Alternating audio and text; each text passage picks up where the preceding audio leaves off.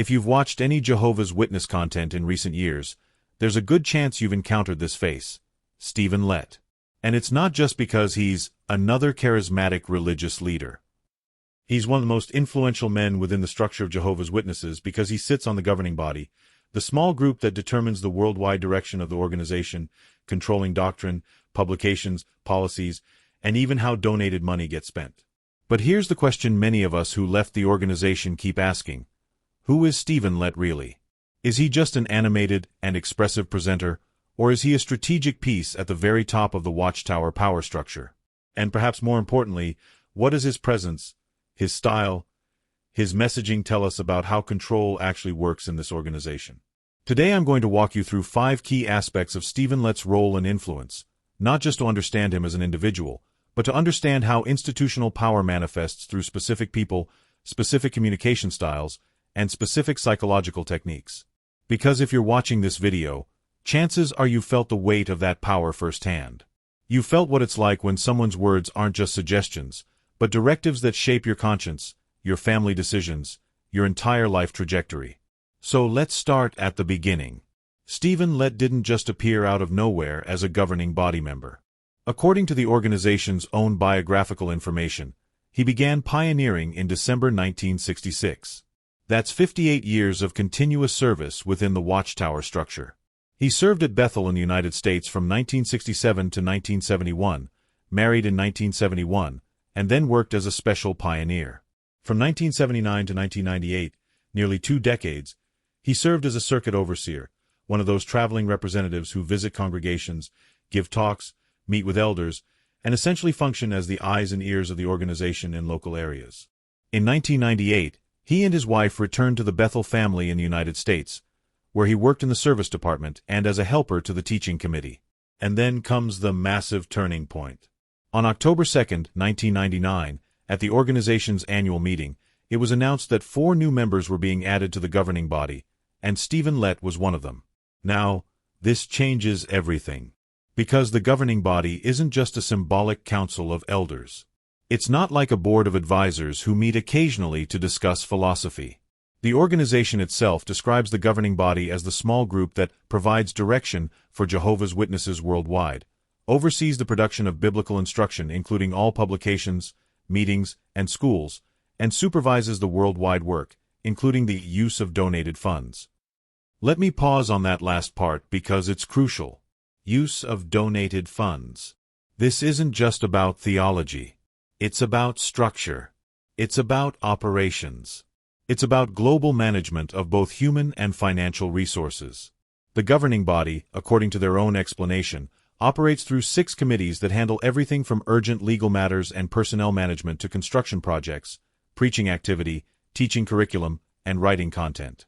So when you understand this framework, you stop seeing Stephen Lett as just that guy who talks funny, and you start recognizing the central point. He's not merely a communicator. He's at the apex of a hierarchical power structure that extends to millions of people in over 200 countries. Think about what that actually means. Every Watchtower article you ever studied, every convention talk you ever heard, every policy change about blood transfusions or disfellowshipping or education or marriage, all of that comes from decisions made by this small group of men. And Stephen Lett has been part of that decision-making body for 25 years now. For those of us who left, this hits differently. Because we remember what it felt like to sit in the Kingdom Hall and hear his voice come through the broadcast, or watch him on JW Broadcasting, and feel that weight of supposed divine authority. We were told implicitly and explicitly that these men were being used by Jehovah's Spirit to guide his people. Questioning them wasn't just disagreeing with human leaders, it was tantamount to rejecting God's direction itself. And that's the setup. That's the institutional reality. Now let's talk about how that authority gets delivered. The strange style, theater or strategic communication. Here's what catches everyone's attention, whether you're a current member, an ex-member, or someone who's never had any connection to Jehovah's Witnesses. Stephen Lett's presentation style is immediately noticeable. The exaggerated facial expressions. The dramatic pauses. The voice that shifts between serious authority and an almost childlike simplification. The theatrical gestures. The way he can go from stern warning to gentle encouragement in the span of a single sentence. Even people who've never been Jehovah's Witnesses watch clips of him and think, is that natural or is that trained? And here's where we need to think carefully about what's happening, because in highly hierarchical organizations, communication style isn't just about personality. It's a tool. It serves specific functions. Let me break this down. A communicator like Stephen Lett accomplishes at least 3 things simultaneously, whether consciously or not. First, he establishes emotional authority. The message doesn't come as mere information. It comes packaged in urgency, in warning, in what feels like loving correction, in dramatic emphasis. When someone speaks to you like this, especially when you've been conditioned to view them as God's representative, your emotional response gets activated before your critical thinking does. You're not just receiving data, you're being moved, stirred, warned, comforted, all at once. Second, he simplifies the world into binary categories. There's the right way and the wrong way. There's spiritual safety inside the organization and spiritual danger outside. There's obedience and rebellion. When everything is communicated in this tone of simple lesson for children learning the truth, what happens psychologically? The adult listener gets pushed into a position of dependence. You don't interpret, you receive. You don't analyze, you accept. The complexity of reality gets flattened into straightforward directives. Third, and this is crucial, he becomes a character. And characters stick in memory. You might forget a typical talk from a local elder. But you don't forget the Stephen Lett way. That distinctive style becomes a brand, a signature, a marker. And in a structure where the governing body needs to project global authority while remaining somewhat mysterious and remote, having a recognizable face who delivers messages in an unforgettable way is strategically valuable. Think about it this way. If you're trying to maintain doctrinal unity and behavioral control across millions of people who speak different languages, live in different cultures, have different education levels and life experiences, how do you do it? You need messengers who cut through all that complexity. You need people whose delivery itself communicates, this is serious, this is authoritative, this matters. And Stephen Lett's style does exactly that. When he appears on the broadcast, members know, this is coming from the top. This is official. This matters. Now, for those of us who've left, watching this style now can produce very different reactions than it did when we were in. Some of us feel anger at how manipulative it seems in hindsight.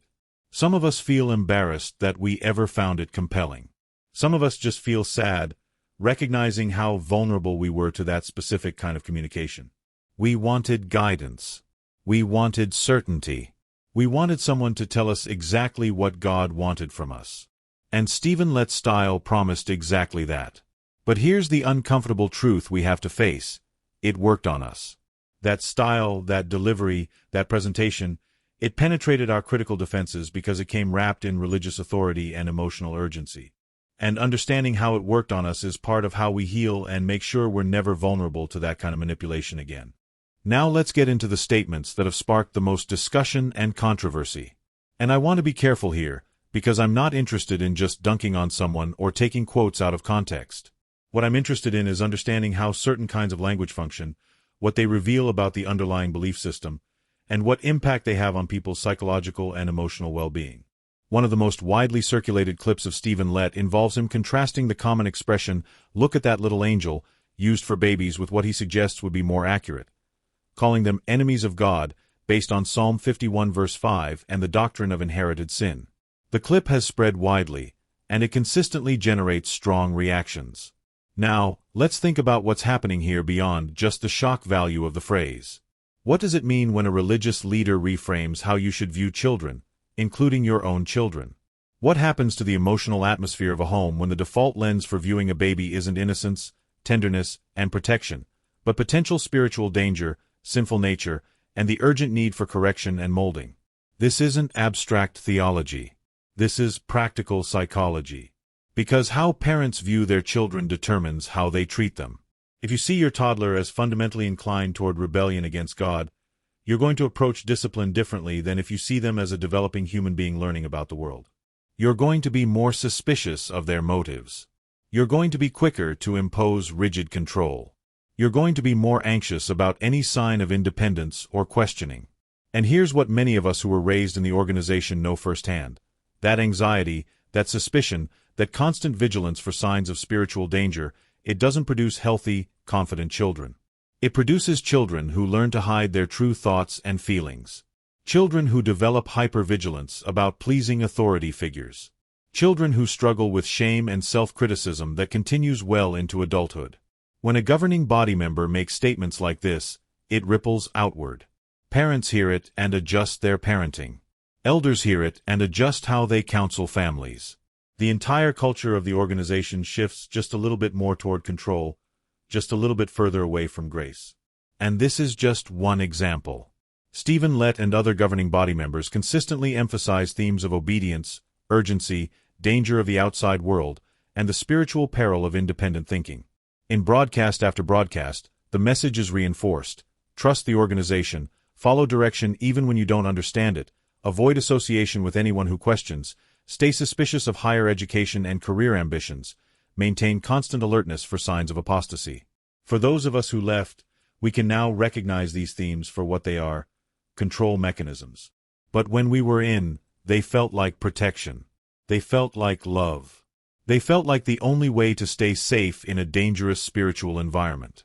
And that's the power of this kind of messaging.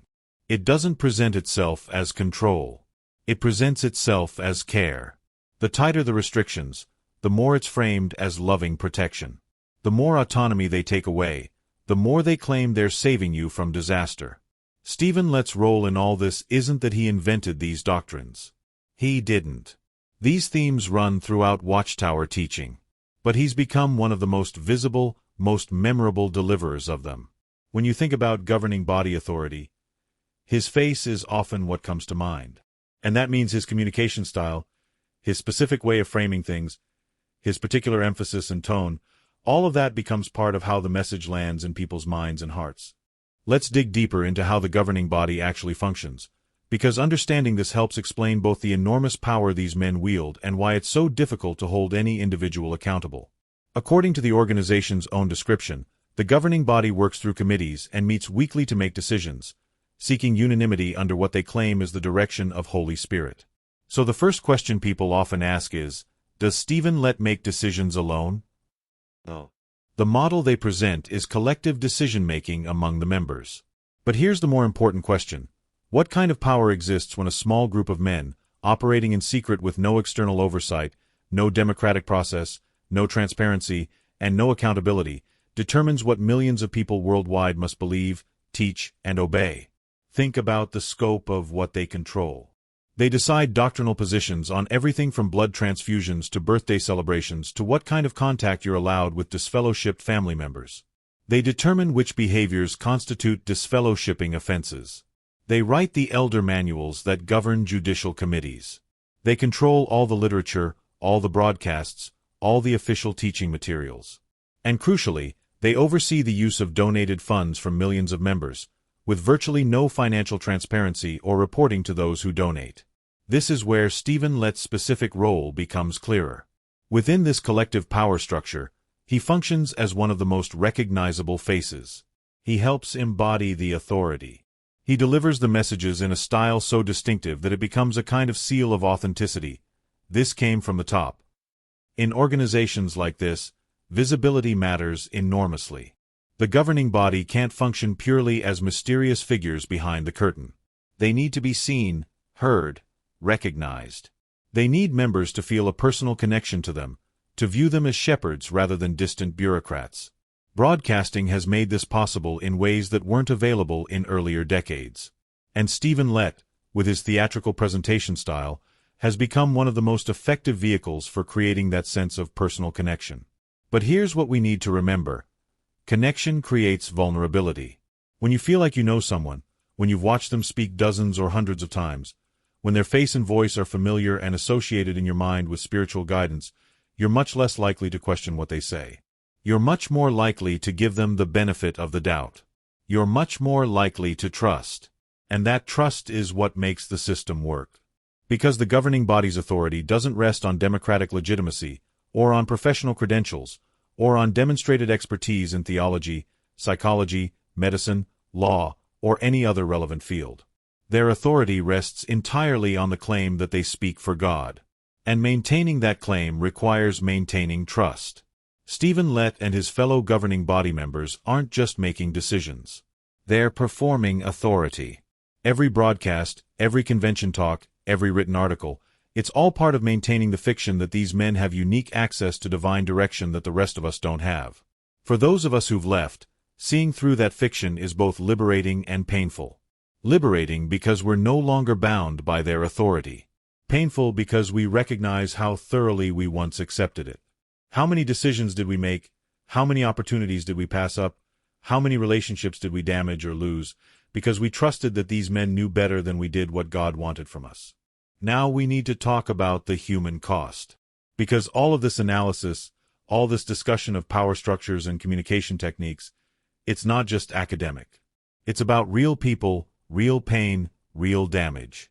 When you combine everything we've discussed, the institutional authority, the theatrical communication style, the controlling messages, the collective but unaccountable power structure, what you get isn't just an organization with particular doctrines.